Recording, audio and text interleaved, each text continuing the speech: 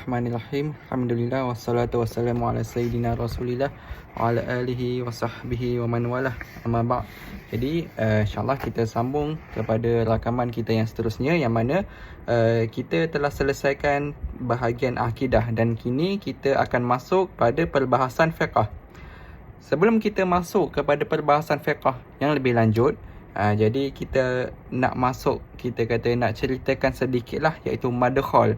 Madkhal tu apa? Iaitu pintu masuk ilmu fiqh. Kita akan ceritakan tentang apakah itu ilmu fiqh dan mazhab apa yang kita gunakan, dan kita kata permulaan lah sebelum kita masuk lebih lanjut tentang solat, puasa, wuduknya, zakatnya, haji.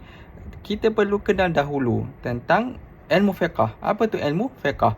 Okey.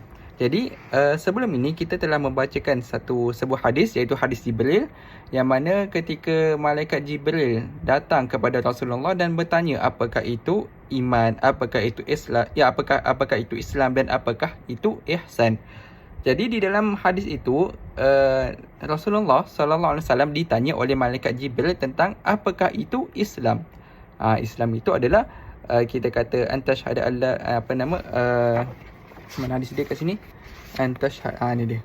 Kalau kita tengok dalam muka surat Roman berapa ni? 12. Mana ya sini?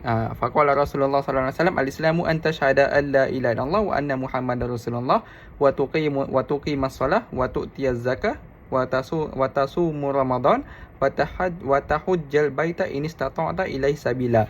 Jadi dalam hadis ini menunjukkan malaikat Jibril bertanya tentang Islam, iaitu Rasulullah menjawab Islam itu adalah mengucap kalimah syahadah, solat, puasa, haji dan juga zakat satu lagi kan.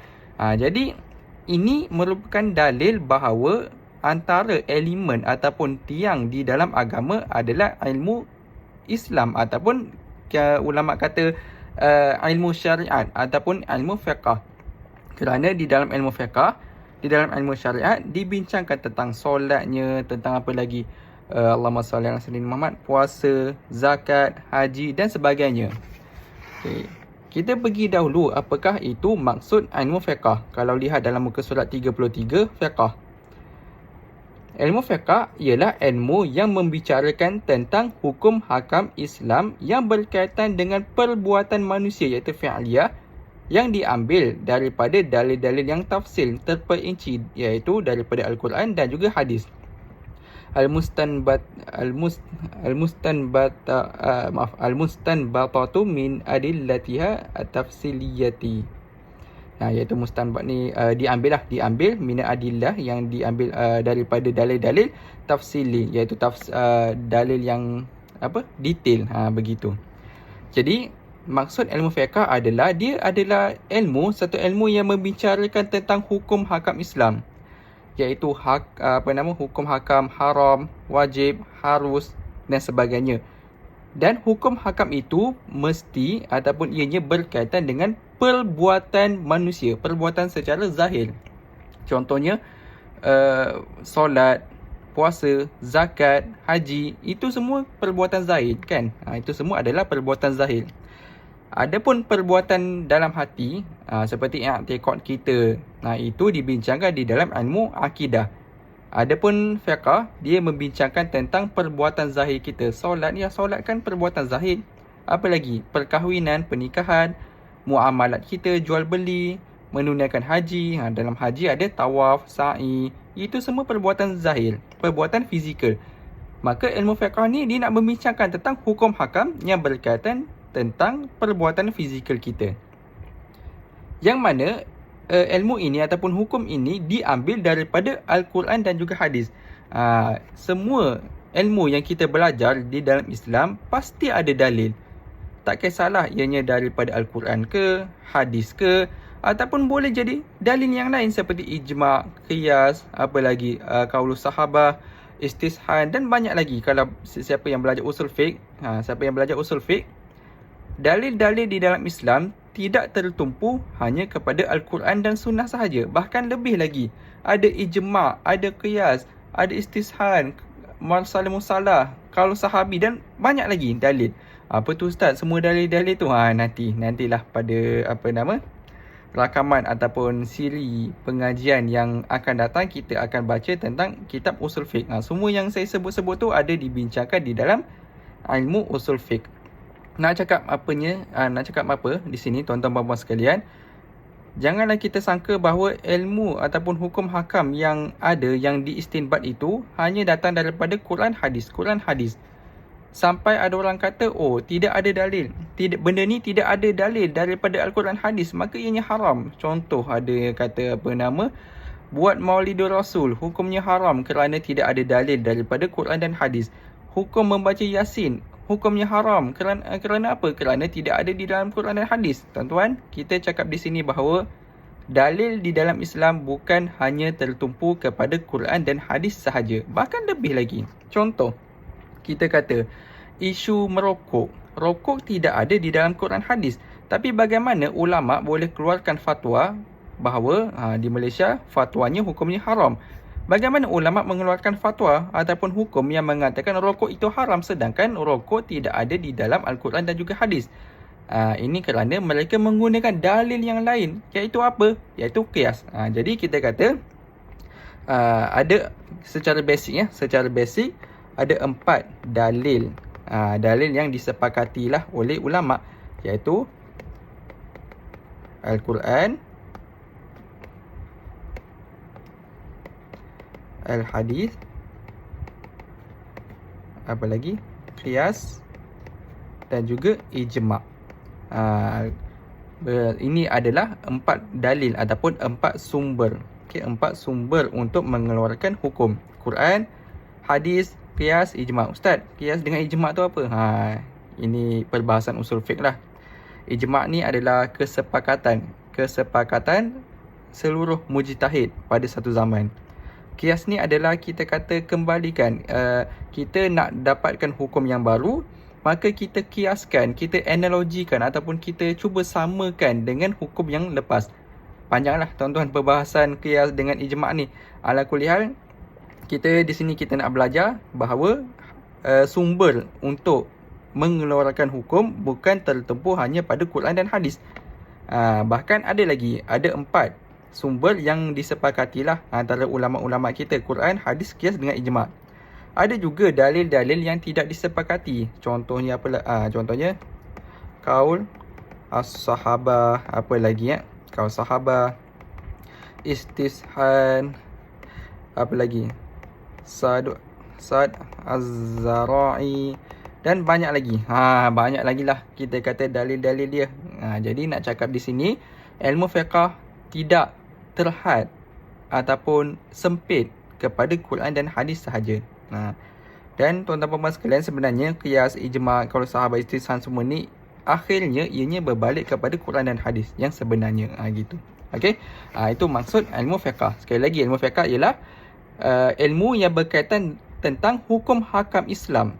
Yang mana hukum hakam tu dia berkaitan tentang perbuatan zahir kita, perbuatan fizikal kita seperti solat, puasa, haji, umrah.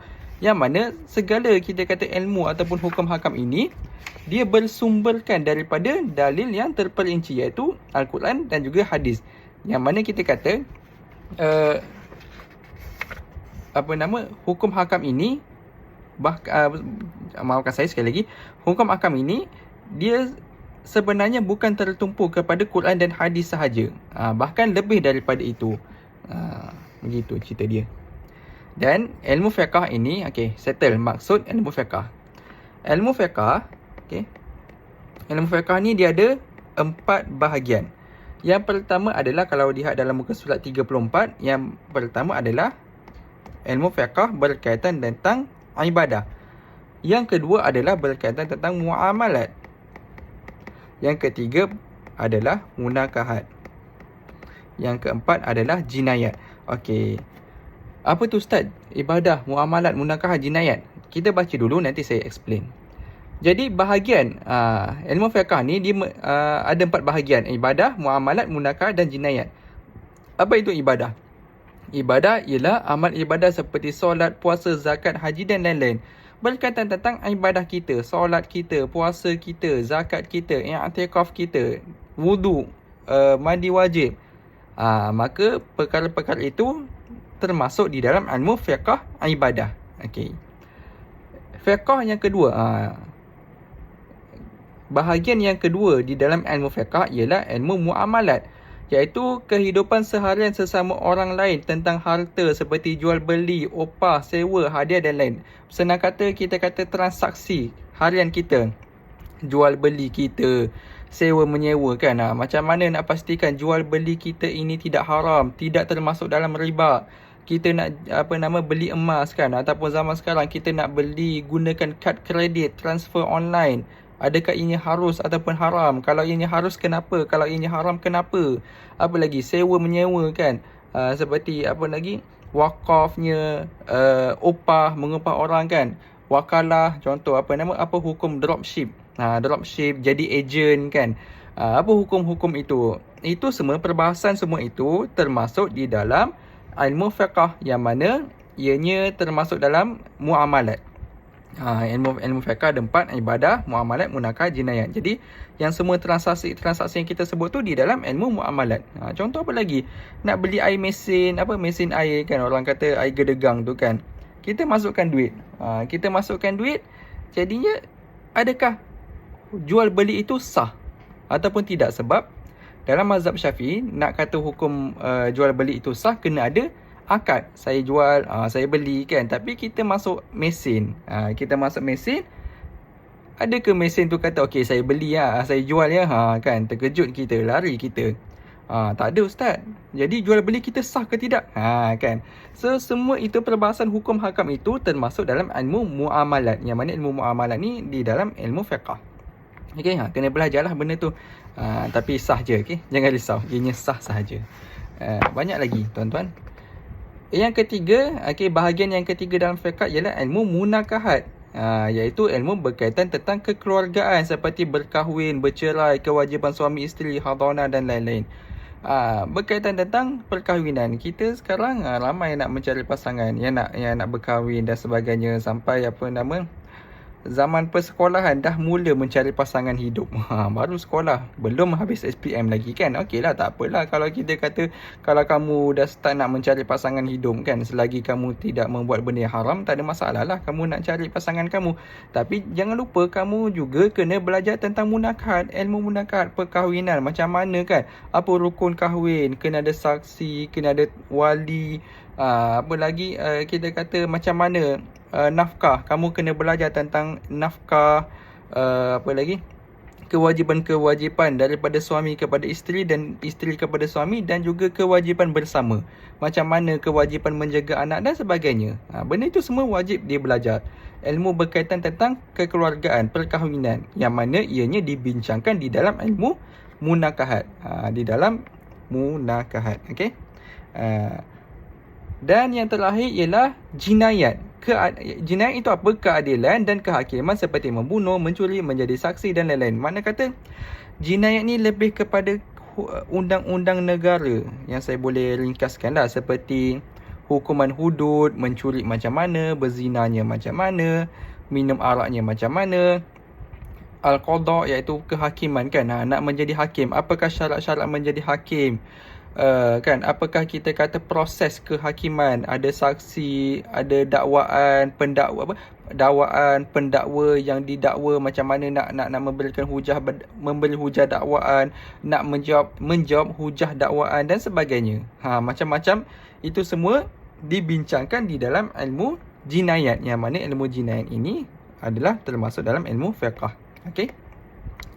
Jadi ilmu fiqh ada empat bahagian ya. Ilmu fiqh tu besar, bawah tu ada ibadah, muamalat, munakahat dan juga jinayat. Okey. Alright. Dan kita dalam ilmu fiqh, sebagaimana dalam ilmu akidah, kita kata dalam ilmu akidah kita ikut siapa? Kita ikut Imam Abu Hasan Asy'ari ataupun Imam Abu Mansur Al-Maturidi, ataupun senang kata, kita dalam pegangan akidah kita mengikut Ahlus Sunnah wal Jamaah. Okey. Kita mengikut Ahlus Sunnah wal Jamaah. Okey. Di dalam fiqh, okey, dalam ibadah kita, muamalat kita, munakat kita, jinayat kita, kita mengikut di Malaysia, kita mengikut Imam Asy-Syafi'i. Siapa nama Imam Syafi'i? Apakah nama panjang bagi Imam Syafi'i? Ialah Muhammad bin Idris. Ini nama Imam Syafi'i yang sebenar. Okey.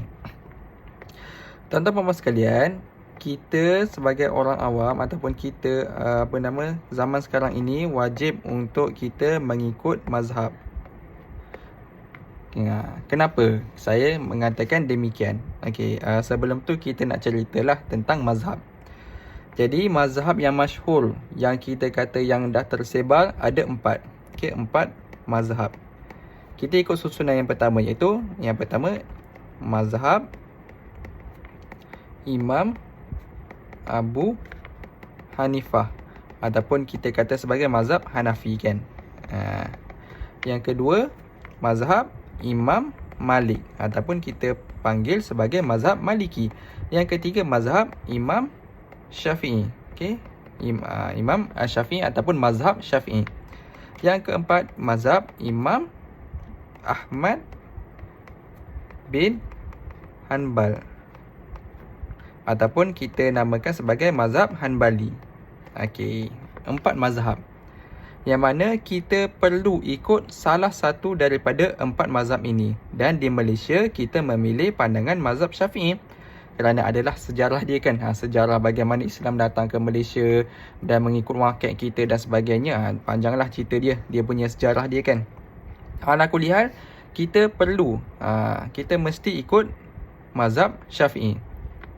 Okey, kenapa kita kena ikut mazhab? Sampai kata ada yang kata wajib ustaz, ada yang kata tak wajib pun sebenarnya. Tapi saya boleh katakan di sini mengikut zaman sekarang, zaman sekarang yang mana ilmu agama semakin terhakis, yang mana fitnah semakin berleluasa, maka saya boleh katakan ikut mazhab. Kita ikut mazhab Syafi'i. Kenapa? Sebab apabila kita ikut mazhab ataupun apabila kita mengikut ulama', maka kita ada panduan. Kita ada panduan. Contoh, saya bagi contoh. Kita nak memandu. Kita nak bawa kereta. Bayangkanlah kita bawa kereta tapi tidak ada guru. Tidak ada guru yang mengajar kita. Kita tidak ada panduan. Panduan kita dalam memandu, kita ikut siapa? Ikut JPJ kan. Ikut JPJ, ikut sekolah memandu kita dan sebagainya lah. Bayangkan kalau kita memandu kereta tanpa ada guidance. Bayangkan kalau JPJ tidak sediakan buku untuk memandu. Kita tak tahu lampu merah apa tanda dia, lampu hijau apa tanda dia, double line boleh potong ke tak boleh potong. Nescaya kalaulah tak ada guidance, tak ada panduan, nescaya orang akan bawa kereta sesuka hati. Orang A bawa cara A, orang B bawa cara B, orang C bawa cara C, orang D bawa cara D. Last habis berterabur. Banyak aksiden, kemalangan dekat dunia ini. Macam itulah kita. Kalaulah kita tidak mahu ikut mazhab, tak nak ikut panduan daripada mazhab. Seorang kata contoh saya ambil contoh saya ambil berwuduk, berwuduk. Seorang kata basuh muka wajib, seorang kata basuh muka tak wajib, seorang kata basuh muka tu sunat. Sebab tak ada guidance, tak ada panduan. Habis berterabur hukum hakam di dalam Islam. Berterabur. Lagi-lagi zaman sekarang yang mana kita kata macam-macam fahaman telah muncul. Maka kita perlu ikut mazhab pada zaman sekarang ni. Kena ikut mazhab. Mazhab ni dia akan menjaga orang kata kesucian, sanad, keilmuan tu, supaya ilmu yang kita dapat tidak lari daripada panduan mazhab, panduan ulama, panduan sahabat Nabi dan juga panduan Nabi. Gini cerita dia, cerita dia begini sekejap. Mana tadi saya tulis? Jadinya daripada zaman Rasulullah SAW, baginda menerima wahyu. Lalu baginda mengajarkan kepada sahabat baginda. Lalu sahabat baginda ramai. Saidina Umar, Abu Bakar, Sayyidatina Fatimah, Sayyidatina Aisyah ramai belajar ataupun mendengar hadis daripada Rasulullah. Lalu sahabat Selepas kewafatan Rasulullah SAW, sahabat menyebarkan, mereka mengajarkan ilmu ataupun hadis yang mereka belajar daripada Rasulullah. Mereka ajarkan kepada tabi'in. Tabi'in ni kita kata pengikut lah. Orang kata, saya bahasa mudah. Sahabat ni dia mengajar anak-anak murid dia. Okay, sahabat mengajar anak muridnya. Contoh Abdullah ibnu Umar. Beliau mengajar anak-anak murid dia. Contohnya Sayyidatina Aisyah, beliau mengajar anak-anak murid dia. Anak-anak murid dia ataupun generasi anak murid tersebut dinamakan sebagai generasi tabi'in. Dinamakan sebagai generasi tabi'in. Okey, kemudian generasi tabi'in pula mengajarkan anak murid mereka, mengajarkan anak-anak murid mereka. Ini adalah mengajarkan kepada anak-anak murid mereka, yang mana anak-anak murid kepada tabi'in dikenali sebagai generasi tabi'in. Gitu. Dan generasi seterusnya apa? Tabi'in. Sampailah ke bawah kan. Okey, jadi ceritanya daripada zaman Rasulullah, baginda mengajar ilmu ataupun mengajar ilmu Islam ataupun mengajar hadis Al-Quran dan sebagainya kepada generasi sahabat. Generasi sahabat mengajarkan kepada anak muridnya, iaitu apakah generasi itu? Tabi'in. Tabi'in mengajarkan kepada apa yang tabi'in belajar daripada sahabat, mereka mengajarkan pula kepada generasi tabi'in. Sampailah seterusnya, sampai yang mana? Sampailah kepada kita zaman sekarang ni. Kan? Zaman sekarang ni. Contohnya Imam Syafi'i, kan? Contohnya Rasulullah mengajar kepada sahabat mengajar kepada tabi'in. Contohnya Imam Nafi'. Okey, salah satu tabi'in. Imam Nafi' mengajar kepada Imam Malik. Imam Malik ni murid kepada Imam Nafi'. Imam Malik ajarkan ilmu kepada Imam Syafi'i. Imam Syafi'i ajar kepada Imam Ahmad bin Hanbal. Gitu. Sampailah kepada mengajar sampailah kepada kita ni. Sebab itu di dalam ilmu agama kita wajib berguru. Al-ilmu bitta'allum. Ilmu itu perlu belajar. Perlu kita kata belajar. Kejap apa? Itu kau punya. Okey. Apa tadi? So ilmu ini dia kena ta'allum, kena belajar. Kata Syekh Mustafa Nadwi, kalau kita lihat kan dalam hadis sami'tu Rasulullah. Betul lah. Okey, sami'tu Rasulullah, yang mana dalam hadis tu mengatakan aku mendengar daripada Rasulullah. Menunjukkan apa? Bahawa ilmu itu perlu belajar. Kita duduk depan guru dan kita mendengar ilmu-ilmu daripada guru kita. Sini kita belajar daripada guru kita. Okey, daripada guru kita. Guru kita belajar daripada guru beliau. Belajar daripada guru beliau sampai kepada tabi'in. Dan yang mana tabi'in belajar daripada tabi'in. Yang mana tabi'in belajar daripada sahabat. Belajar daripada tabi'in belajar daripada sahabat belajar daripada Nabi. Makna kata, nampak tak kat situ ada rantaian ilmu. Sebab itu belajar ilmu agama kena ada guru. Okey, belajar daripada guru belajar daripada guru belajar daripada guru sampai kepada tabi'in, kepada tabi'in belajar daripada tabi'in belajar daripada sahabat belajar daripada Rasulullah sallallahu alaihi wasallam. Rasulullah belajar daripada malaikat Jibril. Gitulah dia. Okey, kena ada sanad keilmuan tu. Kalau seseorang belajar ilmu agama melalui baca, dia sekadar pembacaan saja, tak ada berguru pun, nescaya akan wujud salah faham. Yalah, kita kan contoh, ada orang kata, kenapa kita nak ikut mazhab, kenapa kita nak ikut ulama, kenapa kita nak ikut guru-guru kita? Kan ada Quran, ada hadis. Baca je lah Quran, baca je lah hadis, tuan-tuan. Pening juga kadang dengan ayat-ayat gini. Macam mana nak cakap? Okey, tuan-tuan puan sekalian, kemampuan kita untuk memahami Al-Quran dan hadis sangat lemah pada zaman sekarang ini. Tak ramai yang betul-betul boleh memahami Quran dan hadis.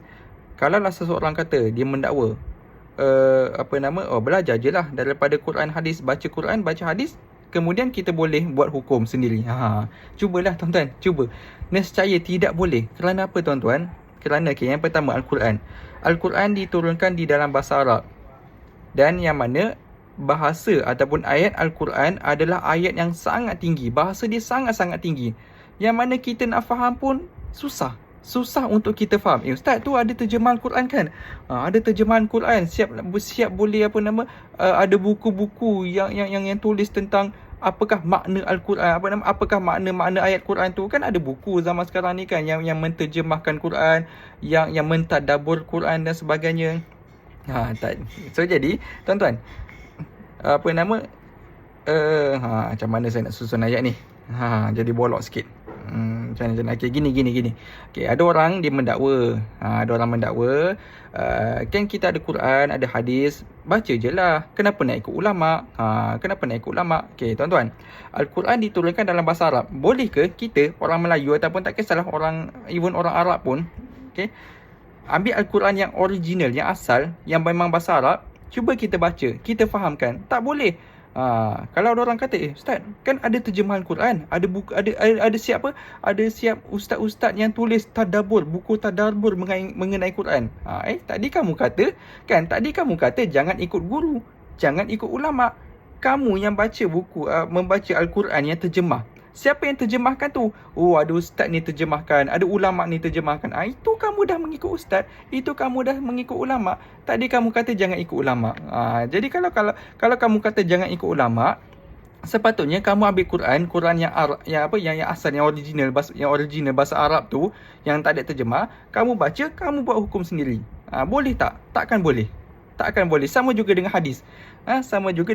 Ambil hadis Sahih Bukhari, Sahih Muslim yang betul-betul bahasa Arab tu, baca, keluarkan hukum sendiri. Boleh tak? Tak boleh. Kita tidak ada kemampuan setahap itu. Maka tuan-tuan, sebab itu kita ikut ulama. Yang mana ulama itu mengikut ulama yang terdahulu. Ulama terdahulu mengikut ulama terdahulu sampai kepada Imam Syafi'i, Imam Malik, Imam Ahmad bin Hanbal. Kerana apa? Kerana imam-imam ini, imam-imam yang kita sebut ini, mereka diberikan anugerah oleh Allah untuk memahami Al-Quran dan juga memahami hadis. Mereka ulama-ulama terdahulu, ataupun kita panggil mujtahid. Mujtahid tu apa? Mujtahid itu adalah seorang ulama yang memang kita kata mempunyai ilmu yang sangat-sangat tinggi. Keilmuan mereka sangat-sangat power, sehingga mereka boleh memahami Quran dan hadis dalam bahasa Arab tu. Al-Quran dan hadis mempunyai bahasa yang tinggi. Imam Malik, Imam Syafi'i, Imam Ahmad bin Hanbal dan imam-imam yang kita kata ulama-ulama besar seperti Imam Nawawi ke Imam Suyuti ke apa semua tu, mereka diberikan anugerah ataupun keilmuan yang sangat power sehingga mereka boleh memahami Al-Quran dan hadis. Jadi kita nak faham Quran hadis susah, tak boleh. Maka sebab itu kita ikut ulama. Ataupun saya bagi satu analogi lah dalam ilmu sains. Dalam ilmu sains, kita nak makan ubat daripada doktor. Doktor kata, ambil ubat ni, paracetamol kan. Paracetamol. Boleh tak kita kata ke orang, kenapa kamu nak ikut doktor? Kenapa kamu nak ikut doktor? Kamu pergilah kamu pergi masuk makmal, masuk makmal, lab kan. Masuk makmal, kamu buat ubat sendiri. Boleh tak? Kita masuk makmal, buat ubat sendiri. Bahan semua dah ada dah. Bahan dah ada untuk buat paracetamol, bahan dah ada. Buatlah paracetamol sendiri. Tak boleh. Kita kena serahkan kepada yang pakar untuk mencipta paracetamol. Dan paracetamol tu kita ambil daripada doktor ataupun farmasi. Kita tak boleh pergi ke makmal sendiri buat paracetamol sendiri. Paracetamol tu ubat demam ubat demam. Pergi buat ubat demam sendiri tak boleh. Kita kena serahkan kepada yang pakar. Samalah juga dalam ilmu agama. Susah tuan-tuan. Nak menjadi mujtahid ni susah. Contoh, saya ambil satu contoh. Kat sini saya dah tulis dah. Ada satu hadis mengatakan la solata liman lam yaqra bi fatihatil kitab. Jumhur kita cerita tentang hukum membaca surah Al-Fatihah di dalam solat. Imam Syafi'i kata wajib. Okey, jumhur ulama mengatakan wajib. Kerana apa? Di dalam ada satu hadis mengatakan la solata liman lam yaqra bi Fatihatil Kitab. Tidak sah ataupun tidak ada solat bagi sesiapa yang tidak membaca surah Al-Fatihah. Itu dalil mereka. Tuan-tuan dan puan sekalian, dalam surah Muzammil ayat yang ke-20 ada mengatakan faqra'u ma tayassara minal Quran. Okey. Maka bacalah kamu apa yang mudah daripada Al-Quran. Dan juga ada sebuah hadis yang mengatakan tentang persediaan untuk solat, yang mana Rasulullah kata sempurnakan wuduk, kemudian menghadap kiblat, kemudian takbiratul ihram. Bertakbiratul ihramlah kamu, seterusnya bacalah apa yang mudah bagi kamu. Bacalah apa-apa surah ataupun apa-apa ayat yang mudah bagi kamu. Lalu di sini tuan-tuan, berdasarkan dalil surah Muzammil ayat ke-20 dan juga hadis yang saya kata tadi, Imam Abu Hanifah mengatakan bahawa membaca surah Al-Fatihah tidak wajib di dalam solat. Tuan-tuan, bayangkan kalaulah kita berpegang kepada dakwaan bahawa Allahumma salli ala sayyidina Muhammad, kita tak perlu, kalaulah kita ikut pandangan yang mengatakan tak perlu ikut ulama, baca je Quran, baca je hadis. Tuan-tuan, bayangkan kalau kita terjumpa dua dalil ni. Satu dalil mengatakan tidak ada solat kalau kita tidak membaca Fatihah. Dalil yang kedua, hadis juga. Ada hadis yang mengatakan baca apa-apa yang mudah bagi kamu. Mana kita nak ambil? Hadis yang pertama kata wajib baca Fatihah. Hadis yang kedua mengatakan Fatihah itu tidak wajib. Macam mana kan? Macam mana kita nak menghadapi situasi-situasi ini? Sebab itu ulama-ulama besar seperti Imam Syafi'i, Imam Malik dan sebagainya, mereka telah ada, ataupun kita kata mereka ada ilmu bagaimana untuk menghadapi dalil-dalil yang nampak bercanggah. Kalau kita kan, kita yang bukan orang Arab ni, kita yang zaman sekarang ni yang ilmu yang makin terhakis ni, bayangkan kalau kita jumpa satu dalil kata wajib baca Fatihah, satu dalil kata tak wajib. Bertembung dalil ni, bertembung. Sedangkan yang mengucapkan dua-dua ini adalah siapa? Rasulullah. Rasulullah mengatakan pada satu situasi Rasulullah kata wajib baca Fatihah. Pada satu situasi Rasulullah kata tak wajib baca Fatihah. Macam mana kan? Macam mana tu? Apa yang kita nak buat ketika itu? Nescaya kita tidak akan mampu untuk menghadapi situasi-situasi ini. Ini baru satu situasi. Banyak lagi situasi-situasi yang lain yang mana orang biasa ni tak mampu untuk menghadapi. Ianya adalah satu tugas ulama. Ulama yang boleh menghadapi situasi sebegini. Sama juga dalam surah Maidah ayat ke-6 kan. Allah kata famsahu biru'usikum. Sapulah kepala kamu. Dalam ayat tu mengatakan sapu kepala. Tapi sapu yang macam mana tuan-tuan? Sapu macam ni ke? Seluruh kepala ke? Macam mana? Imam Syafi'i kata sapu sedikit. Imam Malik kata sapu keseluruhan. Kalau kita baca Quran dan hadis saja kan, kita bagi Quran ni. Al-Quran kata famsahu biru'usikum. Sapulah kamu akan kepala kamu. Okey, tunjukkan kepada aku macam mana sapu kepala pada zaman Nabi. Tunjukkan. Tak boleh. Kita tak tahu kerana apa? Kita tidak hidup pada zaman Rasulullah. Siapa yang hidup pada zaman Rasulullah? Sahabat yang nampak Rasulullah bagaimana baginda sapu kepala. Lalu sahabat sampaikan kepada anak muridnya. Anak muridnya sampaikan kepada anak-anak muridnya, sampailah kepada kita. Sebab itu kita kena mengikut ulama. Kena ikut ulama. Saya tak di situ. Panjang cerita dia. Okey. Saya ambil sekarang 33 minit. Saya nak baca muka surat 35. Ada 7 bahagian hukum ahkam Islam. Ada wajib, sunat, haram, makruh, mubah, sah, batal. Okey. Apa semua tu? Apa itu makruh, apa itu wajib, apa itu haram? Kita baca secara laju. Sebab ini dalam ilmu usul fiqh dia cerita detail, tapi saya tak nak cerita detail sangatlah. Saya cerita secara ringkas dan mudah difahami. Okey. Yang pertama, wajib ataupun fardu, iaitu sesuatu yang mesti dikerjakan. Jika dikerjakan mendapat pahala, dan jika ditinggalkan mendapat dosa. Seperti solat 5 waktu. Okey, wajib. Okey, apa itu wajib? Wajib buat dapat pahala, tinggal dapat buat dapat pahala, tinggal dapat dosa. Betul lah? Kan. Mana kata mesti buat. Okey, kena buat. Yang kedua, sunat, iaitu sesuatu yang digalakkan untuk mengerjakannya. Buat dapat pahala. Jika dikerjakan mendapat pahala, jika ditinggalkan tidak berdosa, tapi rugilah. Rugi seperti solat sunat. Okey, sunat ialah sunat buat dapat pahala, tinggal rugi, tak dapat apa-apa. Haram. Yang ketiga, haram. Sesuatu yang mesti ditinggalkan. Jika ditinggalkan dapat pahala. Jika kita buat dapat dosa, seperti mencuri. Mencuri, minum arak. Itu haram. Okey, sekali lagi, haram tu apa? Haram ialah kalau kita buat berdosa, kalau kita tinggalkan dapat pahala. Gitu. Yang keempat, makruh. Tapi haram tu yang dapat pahala tu ketika kita diuji lah. Kalau contoh, saya tengah mengajar sekarang. Saya tidak minum arak, na'udzubillah lah. Adakah saya dapat pahala sebab tidak minum arak? Tak adalah. Nak dapat pahala tu dia kena diuji. Mana kata ada orang hidangkan saya arak. Minum lah arak ni, ambil arak, minum. Kan kau mesti penat mengajar ni. Ambil lah arak ni, minum. Saya kata tak nak. Saya tolak. Ketika itu dapat pahala.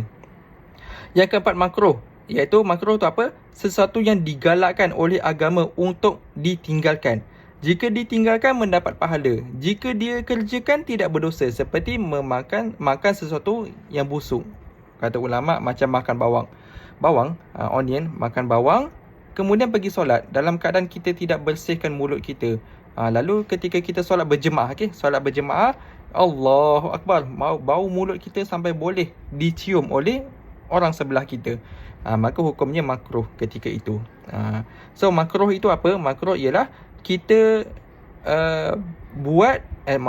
tinggalkan dapat pahala. Kalau kita buat tidak berdosa.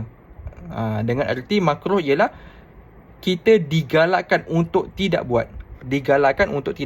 Sunat, tadi sunat digalakkan untuk buat. Makruh digalakkan untuk tidak buat. Dan seterusnya yang kelima ialah mubah ataupun harus. Mubah ataupun harus, sesuatu yang boleh dikerjakan dan boleh ditinggalkan. Nak buat boleh, nak tinggalkan pun boleh. Jika dikerjakan tidak mendapat pahala, dan jika ditinggalkan tidak berdosa, seperti makan, minum, tidur dan sebagainya. Yang keenam, sah. Sah. Ini sah ni ialah hukum sah ni hukum wada'i. Hukum wada'i. Hukum wada'i. Wada'i itu apa, Ustaz? Nantilah kita cerita dalam usul fiqh. Sah tu ialah sesuatu yang dikerjakan dengan sempurna mengikut syarat dan rukunnya yang tertentu, seperti sah solat yang dikerjakan syarat dan rukunnya dengan sempurna. Mana kata sah ni ialah kalau kita nak buat satu ibadah seperti solat. Seperti solat, puasa. Kalaulah kita buat dalam keadaan mengikuti syarat, kita cukup syarat, cukup rukun, maka sah. Sah tu maksudnya approve. Diterima oleh Allah. Yang ketujuh ialah batal. Batal ialah sesuatu yang dikerjakan dengan tidak menyempurnakan syarat dan rukunnya yang tertentu, seperti batal solat jika dikerjakan sebelum masa waktu dan tidak membaca surah Fatihah. Solat Zuhur pukul berapa, Ustaz? Pukul 10 pagi. Sah tak solat? Tak sah, batal. Baca solat kan, dia solat tetapi dia tak baca Fatihah, ataupun dia solat tetapi dia bercakap, batal solat dia. Okey. So sebagai kesimpulan, kita ada hukum. Hukum terbagi kepada dua, iaitu hukum taklifi dan juga hukum wada'i. Hukum taklifi dan hukum wada'i. Hukum taklifi tu inilah kita kata haram. Haram tu ialah apa? Haram buat dapat dosa, tinggal dapat pahala. Yang kedua, makruh. Makruh ini adalah kita kata buat tak ada dosa, tinggal dapat pahala. Mana kata digalakkan, kita digalakkan untuk tidak buat. Seterusnya mubah ataupun harus. Harus ni kita kata tak ada dosa, tak ada pahala lah. Buat ke tinggal ke tak ada masalah. Yang seterusnya sunat. Sunat buat dapat pahala, tinggal tak ada apa-apa. Tak ada apa-apa. Maafkan saya, makruh tadi buat. Betul lah, buat kalau kita buat tak dosa. Tak dosa, tak ada apa-apalah. Tak ada apa-apa kan. Sunat ni buat dapat pahala, tinggal tak ada apa-apa. Wajib ialah Mana kata sunat tadi digalakkan. Sunat digalakkan untuk buat. Wajib ialah buat dapat pahala, tinggal dapat dosa. Mana kata mesti buat. Okey, kena buat. Kemudian wadi ini ada sah dan juga batal. Sebenarnya banyak lagi tuan-tuan. Banyak lagi. Sah, batal dan sebagainya lah. Sah, batal, apa lagi tak ingat dah saya. Kena tengok kitab usul fiqh. Sah ni mana kata kalau kita buat dalam keadaan cukup syarat, cukup rukun, okey, approve, diterima. Ibadah tu diterima. Batal tu ialah kalau kita buat sesuatu tu tak cukup syarat, mana kata tidak ikut aturan, mana kata perbuatan itu batal, cancel. Begitu. Okey, wallahu alam, insya-Allah kita jumpa pada sesi yang akan datang. Jadi kesimpulan pada hari ini tuan-tuan, ikut ulama. Ikut ulama, ikutlah mazhab. Kerana apabila kita ikut ulama, ikut mazhab, ikut mujtahid, maka agama kita akan terjaga. Sebab agama kita ada sistem, ada syllabus, ada guidance, ada petunjuk. Kalaulah kita ikut sembrono je kan, aku nak solat macam mana ikut aku nak berwuduk macam mana ikut suka akulah. Nescaya agama ni akan berterabur. Memang hancurlah agama ni. Okey. So jadi belajar. Okey, kita belajar agama secara berguru. Secara berguru. Guru kita belajar daripada guru-guru kita sampai kepada Rasulullah. Biar ilmu itu ada sanad. Sanad tu rantaian. Mana kata apa yang kita belajar adalah benda yang betul, tidak menyimpang. Okey. Macam saya mengajar tuan-tuan ni, okay, saya kongsikan kepada tuan-tuan, saya belajar daripada guru saya. Ramai antara macam ni. Ni kitab yang saya ajar ni, saya belajar daripada Ustaz Muhadir sendiri, pengarang kitab ni. Ustaz Muhadir belajar daripada guru-guru beliau seperti Tuan Guru Ahmad Ridauddin, Syekh Nuruddin, belajar daripada guru-gurunya sampai kepada Rasulullah. Ada sanad dia. Okay, saya ada dia punya sanad. Sama juga dengan kitab-kitab yang saya ajar yang lain, Risalah Jamiah dan sebagainya, saya belajar daripada guru saya Ustaz Solah. Ustaz Solah belajar daripada gurunya Habib Ahmad sampailah ke atas, dan saya mempunyai sanad beliau. Okey. Wallahu alam, insya-Allah kita jumpa pada sesi akan datang. Sallallahu alaihi wasallam Muhammad wa ala alihi wasallam. Walhamdulillahirabbil alamin.